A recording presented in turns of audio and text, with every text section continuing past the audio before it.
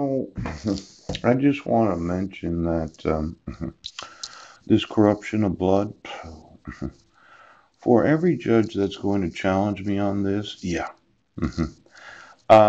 It's a defunct doctrine now considered unconstitutional, yes, under which a person loses the ability to inherit or pass property as a result of an attainder or being declared civilly dead, yes.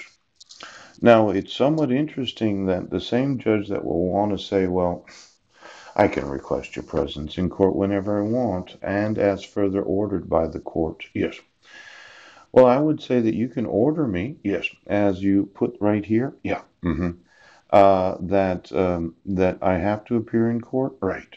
Failure to appear when required by this court is a crime.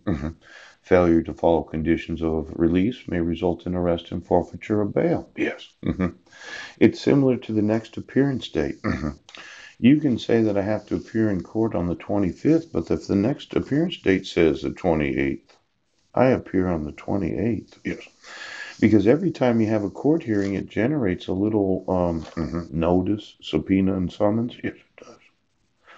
And that notice, subpoena, and summons, yes, obligates me to have to do this because any individual in the state can have me arrested.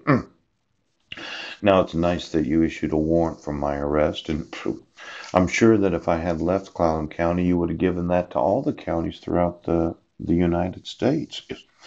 The judge would have sent a failure to appear to every state of the United States to have my immediate arrest. Yes. And you would have had me extradited from any state of the United States for failing to appear to a court hearing explaining why I wanted to reschedule my mental health evaluation. Yes. For the false accusation of being in Sequim, Washington on December 31st of 2015. Yes. For the accusation, yes, of violating the protection order, yes, where the durable power of attorney of the petitioner was used to issue a protection order, yes, until 2025, 10 years of restraint and confinement without her signature. Ouch!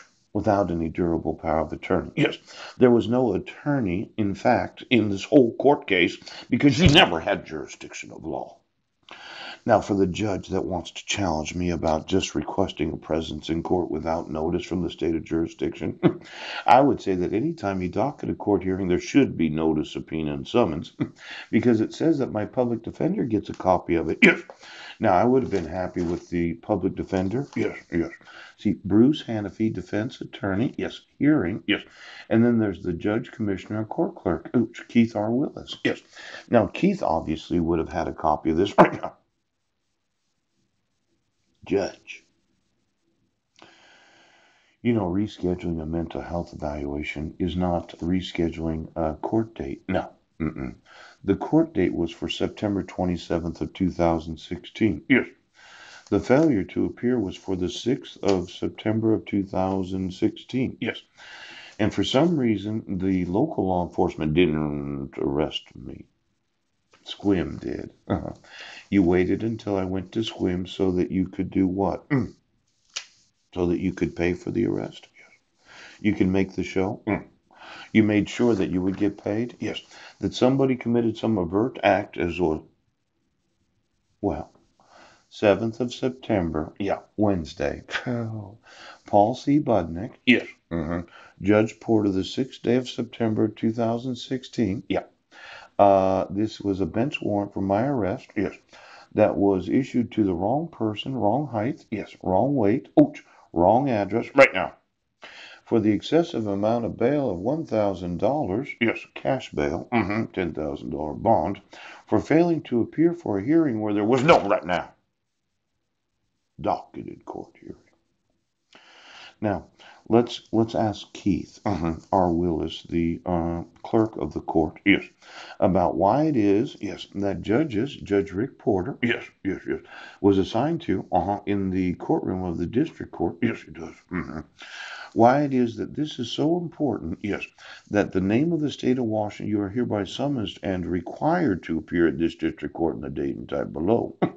October 11th of 2016 at 9 a.m. Yes, for a hearing. Yes, or my defense attorney was Bruce Hanafy. Yes, it was a review hearing. Yes, it was.